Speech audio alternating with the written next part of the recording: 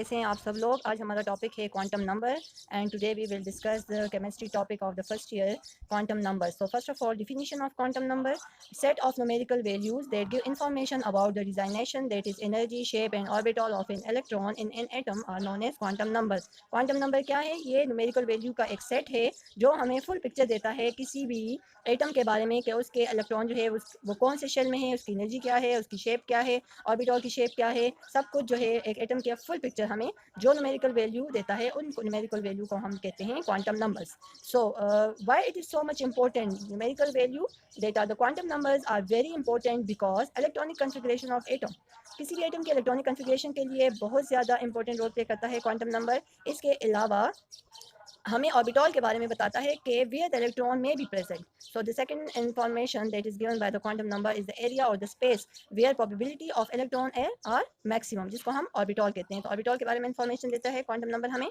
Okay, तो हमारे पास types कितनी है? टाइप्स हमारे पास है 4. We have 4 types of quantum number. Principal quantum number, the first one, second azimuthal, then magnetic, and then fourth last one spin quantum number. So the first 3 quantum numbers, these are derived or these are described from the Schrodinger wave equation. Schrodinger wave equation of hydrogen atom. Hydrogen atom के लिए जो Schrodinger wave equation हमारे पास है उसी से ये जो फर्स्ट 3 क्वांटम नंबर है ये डिराइव्ड हुए हैं. ठीक है. And the last one this was discovered और this was study for the first time independently. ठीक है. सो ये इंडिपेंडेंटली जो है वो डिराइव्ड हुआ है. So now we will discuss one by one quantum number in detail. So the first one is principal quantum number. So principal quantum number, it is denoted by small n.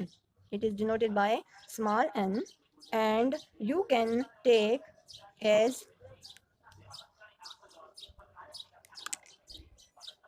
Short term Rewa. Rewa आप लोग short term याद करें तो आपको पता चल जाएगा कि इसमें क्या क्या ये कौन सी इंफॉर्मेशन हमें देता है. रीवा सपोज आपने लिया है तो आर में stand for the radius of the atom.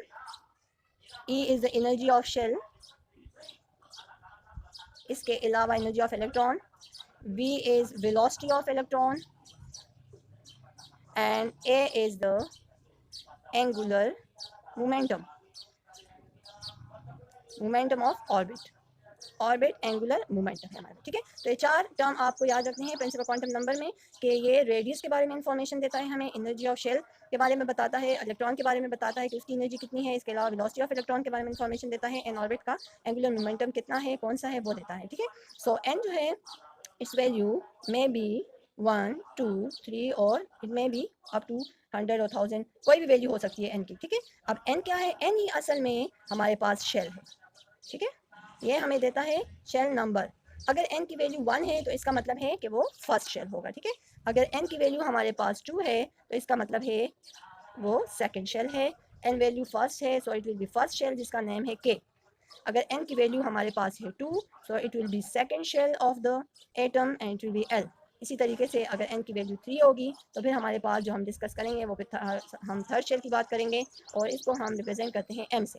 पहले शेल को हम सपोज हमारे पास जो है, अगर मैं सोडियम की एग्जांपल ले लूँ तो this is first shell, second shell, third shell.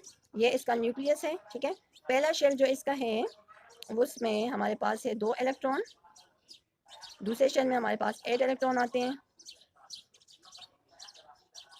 अगर हम सोडियम की बात कर लें, ठीक है, तो सोडियम का एटॉमिक नंबर 11 है तो 8, 9, 10 एक रह गया लास्ट शेल में. तो जो पहला शेल है यहाँ पे n की वैल्यू होगी 1, दूसरे शेल में n की वैल्यू होगी 2, तीसरे शेल में n की वैल्यू होगी 3. ठीक है.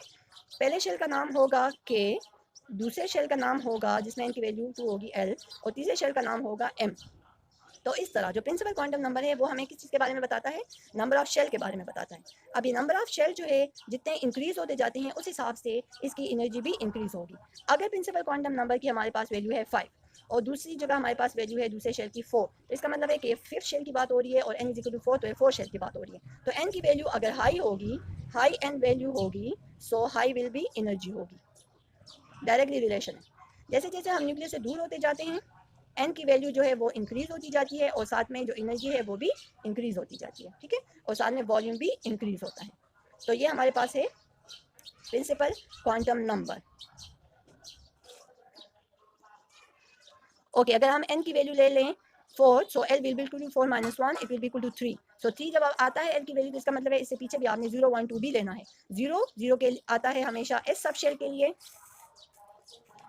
1 आता है p सब शेल के लिए, 2 आता है d सब शेल के लिए, और 3 जो है वो f सब शेल के लिए। तो इसका मतलब है कि जो 4 शेल होता है हमारे पास k l m n, n जो हमारे पास शेल है, फोर्थ शेल है, उसमें 4 ऑर्बिटल्स होते हैं s p d f। ठीक है, S P D F 4 orbitals हमारे पास होते हैं फोर्थ शेल में। कैसे हमें पता चला? क्योंकि हमारे पास एल की वैल्यू 3 आ गई, तो उससे पीछे जो हमारे पास है 0 1 2 वो भी हमने साथ में इंक्लूड करना है। तो इस तरह हम लोग जो है हमारे पास एफ की शेप अगर हम देखें तो एफ की शेप जो है वो कॉम्प्लिकेटेड है, अभी तक वो फुली जो है हमारे पास नहीं आई, फुली डिस्कवर नहीं हुई। तो